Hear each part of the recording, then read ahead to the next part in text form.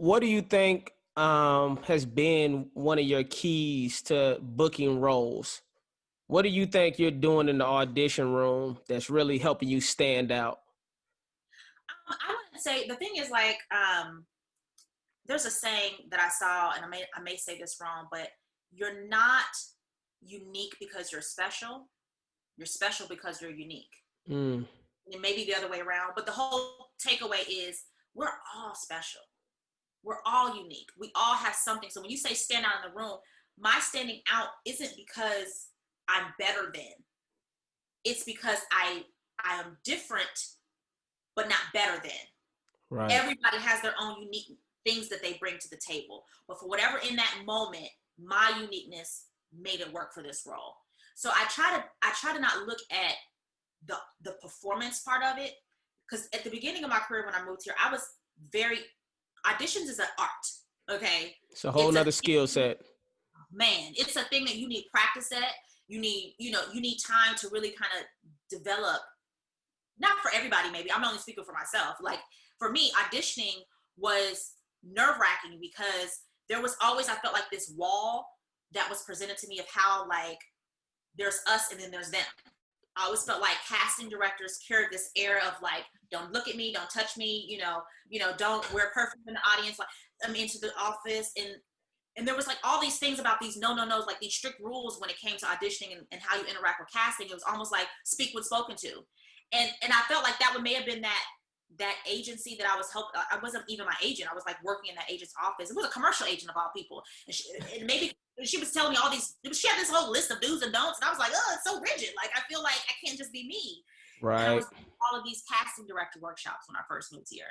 And at the beginning of it, my POV was like, I'm going to go in here. I'm going to stand out. I'm going to be so special that they're going to bring me in. And it was like, bitch, you're not. You know, how many black girls look like you who can perform, who can pull it off? You know what I'm saying? What you Right. need to refocus. What is your purpose of spending this money to go into these casting director workshops? And for me, it wasn't to be discovered, but it was to learn. It was to understand. It was to break down and be comfortable enough around casting directors where I started looking at them as human beings that wanted you to win. Because when I heard more than one of them say, we want you to book the job. We didn't bring you in here basically to fucking shuck a job. You know what I mean? We want you so we can move on to the next character. I'm about to say, 'cause that's wasting their time. If Exactly. They right. got a job to do. And so when you start taking all of the weight off of what auditioning is supposed to be, and like putting casting directors on this pedestal and looking at them as human beings and that they respond to human interaction just like anybody else. You look at it like, okay, remove, because I feel like they see that crazy desperation in your eyes when you walk in like, I really want this job.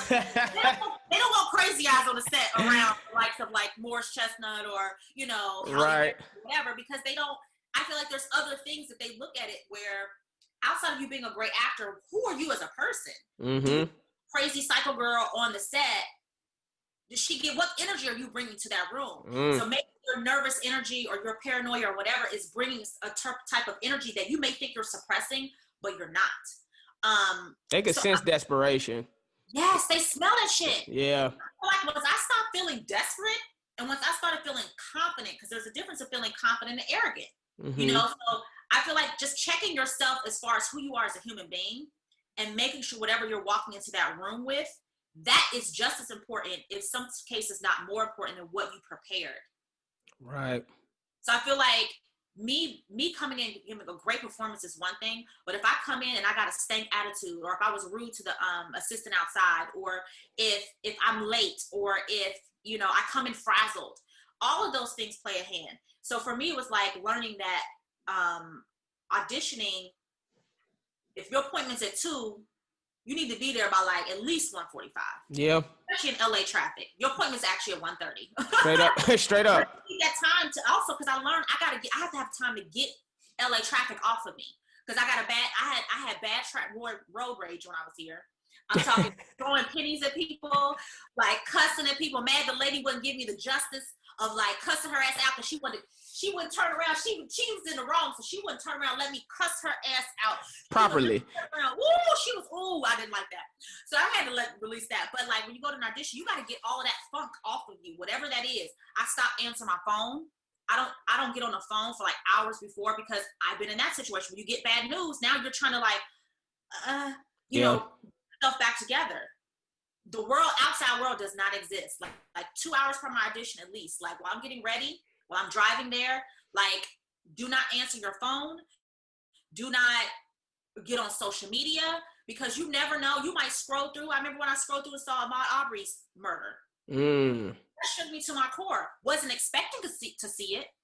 You know, I scrolled through and it was like, whoa, I wasn't ready for that. So you don't know what you're going to see when you go onto social media. So I would feel like it's about, that is all a part of your preparation. It ain't just about learning your lines. It's all the preparation. I think this comes from when I was in school, like training for like, even when you're going to job interviews. Your job interview starts the moment you leave your house. You know, you're catching public transportation.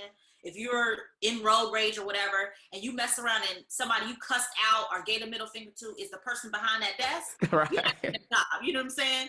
So I feel like it's all about being prepared in every aspect of it. It's a full 360, and it's not just a two-dimensional, hey, look at me, I can play this character. But who are you from the moment you walk in that room? And I feel like being just a kind, down-to-earth person helps, and not, because sometimes you being nervous and you're not talking, you're like, that may come, you don't know how it's being read, and you may not be that person at all, but just try to be mindful of what energy you bring with you in the room, because you could be either having a bad day or you could be having a really, really great day, but it doesn't match with the type of role, like that character's having a shitty day. Right. So like, just kind of check the energy that you